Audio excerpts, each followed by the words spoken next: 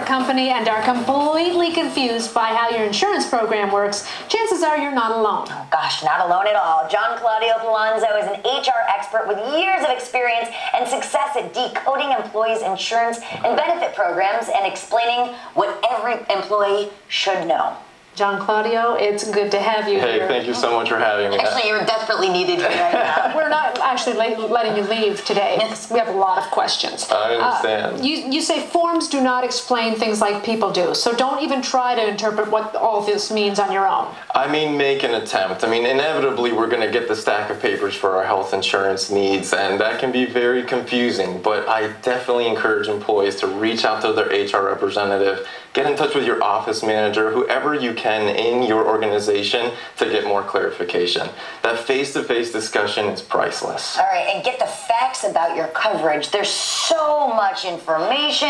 It's hard to decipher what's important, really what's not important, if you're reading the information yourself. You got it. And I kind of say it's simple, but it's difficult. And until you have someone just kind of walk you through how the cash flows in an insurance plan, perhaps your company health insurance, it can be pretty difficult to understand on your own. I actually received a letter the other day that said I had a credit of $600. Awesome. Yeah, awesome.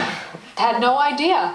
I've been sitting on it for a year and I didn't even know it existed. And if I don't use it, I lose it, I think. So I need to ask some questions pronto. Yeah, there's lots of other programs like that, flexible spending accounts, health savings accounts, all kinds of things that you may have incorporated in your program that if you don't understand, you may lose the benefit. Bills, I keep getting bills. I go to the doctor, I think I pay my copay, and then I get a bill, and then I get another bill, and then it nonstop. And you say a lot of bills are mistakes too. How do we even know if we have a hard time even understanding what we're supposed to be paying? I have a staggering statistic for you. 8 out of 10 hospital bills contain errors. No way. So, I've only caught one, and it was only for $30. Well, hey, that's not too bad. And I don't even look at them that closely. Isn't that awful? Yeah, I rarely do. I hear that very often, and you should. I empower my employees to review their bills, scrutinize them in detail, because many times there are errors, and you're paying for things that you did not receive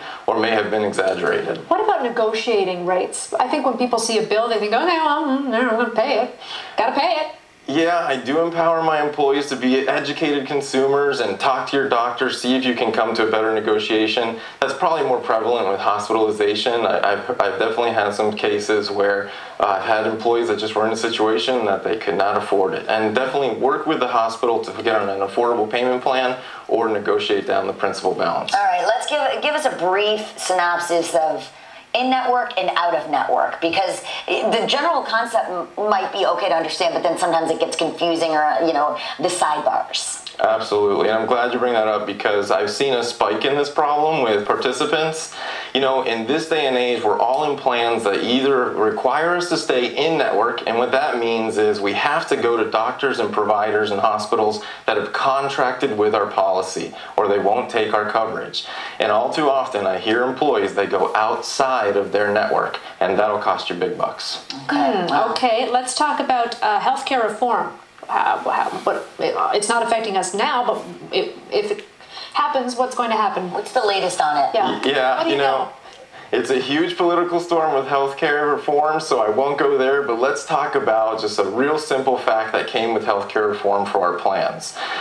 We have access to free preventive care. So what that means for us as consumers is, guys, viewers out there, men, you can get your annual physical completely free, no copays. Ladies, your well woman exams once a year, completely free, no copay.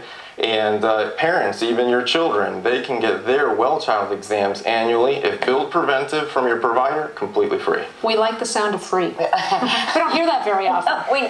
We never hear it anymore. No, we don't. Absolutely not. One other quick question. When it comes to all these different programs, whether it's dental or medical, or medical, mental health, which program should we opt out of? Just one of them, real quick. Anything vision? Anything? Or just take it all? Opt out? Well, it really depends on your family's needs. Look at what your family needs and select appropriately. All right. Gianclaudio, thank you so much. Thank you for having me. We'll be right back.